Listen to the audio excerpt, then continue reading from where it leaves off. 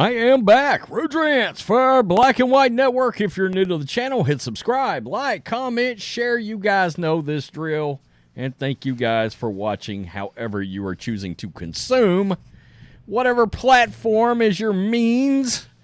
So, it's kind of weird because when I do a lot of Chicago videos, I put this wild-looking picture of Batman looking scared to death in some of the thumbnails. And we know that in a lot of democratic cities, crime has skyrocketed, particularly since the Summer of Love, the George Floyd situation. Democrats used that as an excuse to defund the police, but make no mistake, in a lot of these democratic cities, they've been a criminal hellhole for a long time, but it's not always the case either. Rudy Giuliani, when he was there, of course, he cleaned the streets of New York up, and it would shock you how little murders that massive, gargantuan city would have. So, San Francisco, of course, is a hellhole. It is. It's a hellhole akin to Chicago. It's one of those places like you see on TV where they've had to lock up everything in like Walgreens, and cars are getting stolen everywhere, and it's just gone nuts. Everybody's gone nuts. Well, you know, at times I have laughed and I've talked about, wow, some of these places need a real life Batman, or Batman's not coming to help anybody. Okay, and in fact, I did a video sometime last year about Chicago where a citizen, was leaving Chicago, and she said it has literally become Gotham without Batman. Well, at some point, I knew this was going to happen.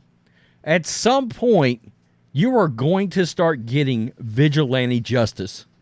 That citizens at some point would get fed up, and they would decide to defend their city, defend their property, and try to do something to clean the streets up. Because look, if your politicians aren't doing it, and your politicians have hamstrung and shackled the police, so to speak, what is a city to do when it's chaos? I mean, I don't know. Just sit back and watch it burn? It becomes an interesting moral dilemma, does it not? So enter in San Francisco, and guys, that headline is real. There's a little bit of an interview with this guy. I will show it.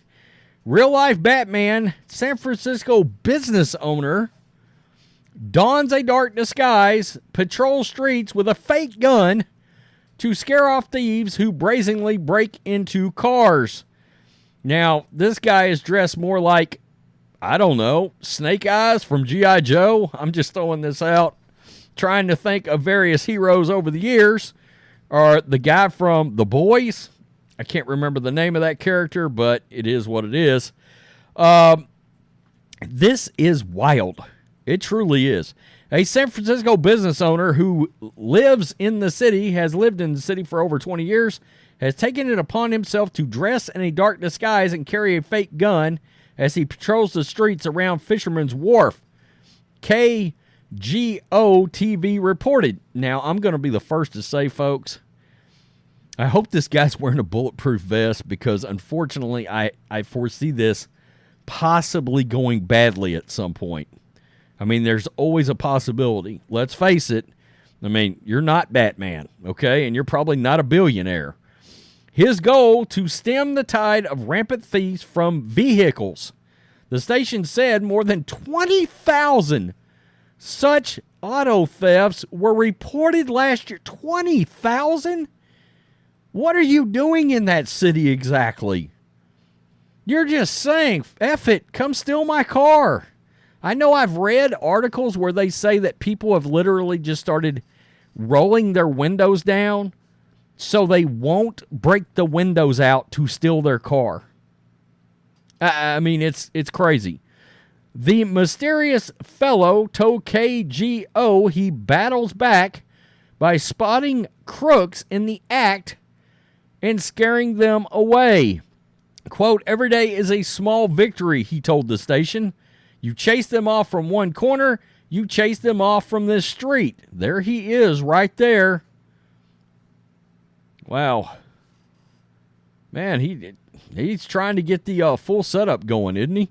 You might call him Batman, but KGO said local folks know him as Boots.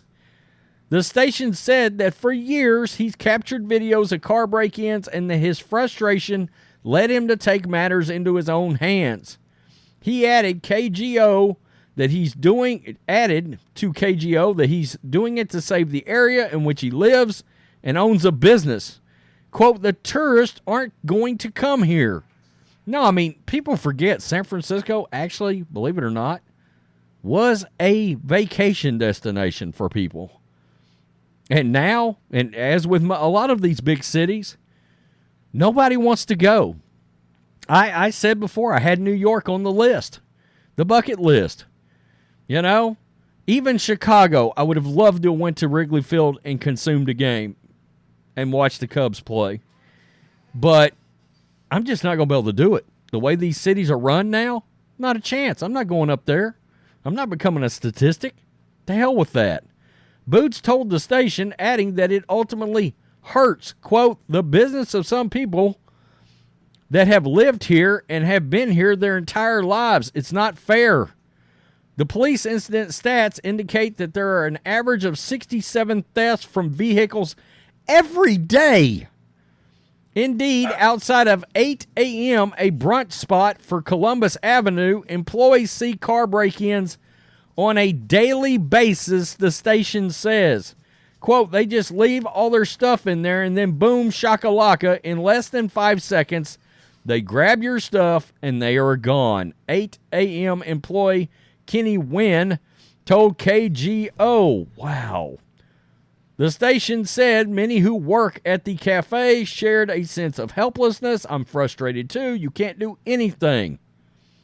As it turns out, while Boots was patrolling the area Wednesday, police arrested him for brandishing an imitation firearm, which is a misdemeanor, the station said, adding that Boots could still face charges. Yeah, because this guy brandishing a fake firearm should really be high on your list under the circumstances of your entire city burning down around you with crime.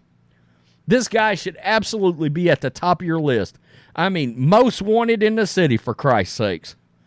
Unbelievable. Man, we don't recommend anyone doing that. SFPD officer Robert Ruka told KGO, we understand everyone's frustration. Officers are frustrated. However, there is a system in place. Believe it or not, Boots told the station that his arrest is actually another victory.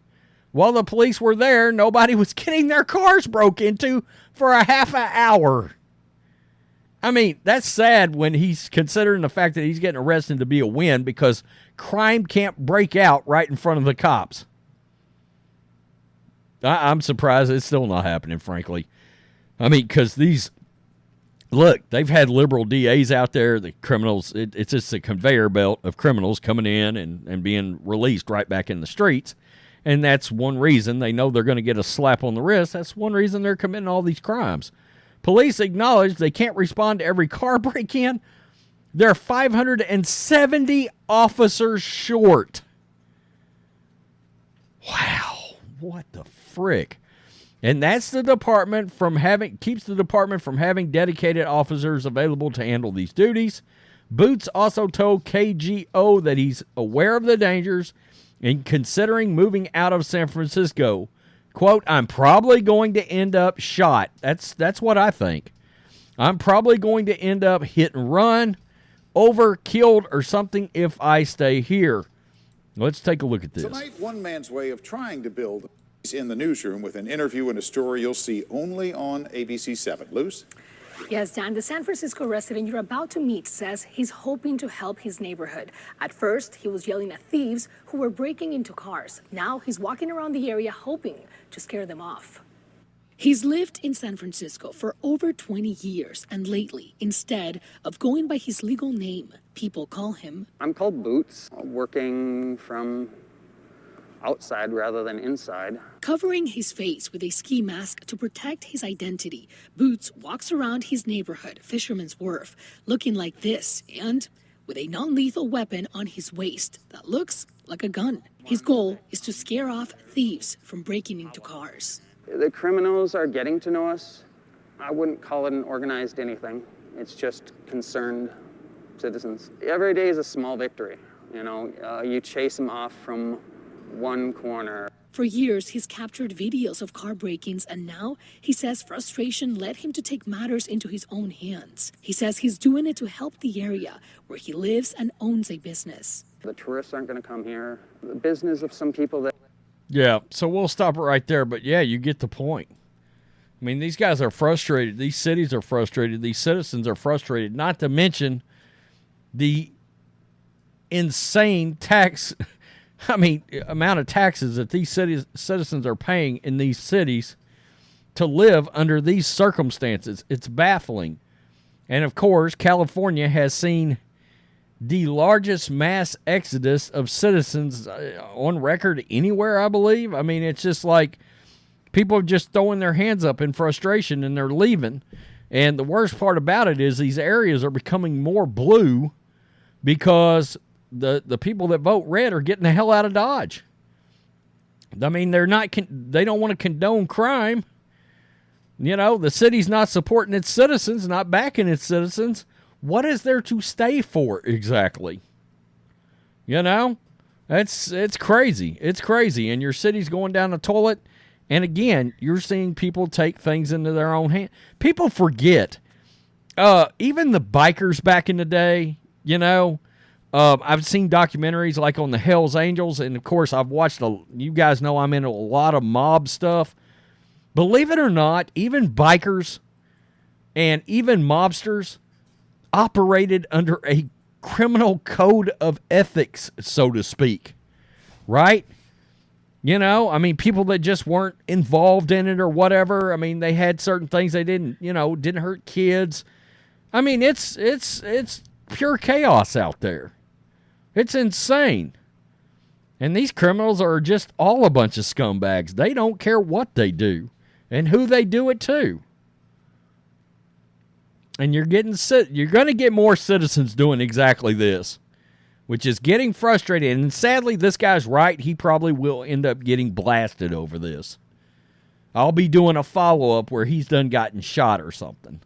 And that's going to be sad, but he's trying to save his town because the politicians are letting it burn to the ground. Wow. Tell me what you think. Black and White Network supporters, hit subscribe. Peace. I'm out. Till next time.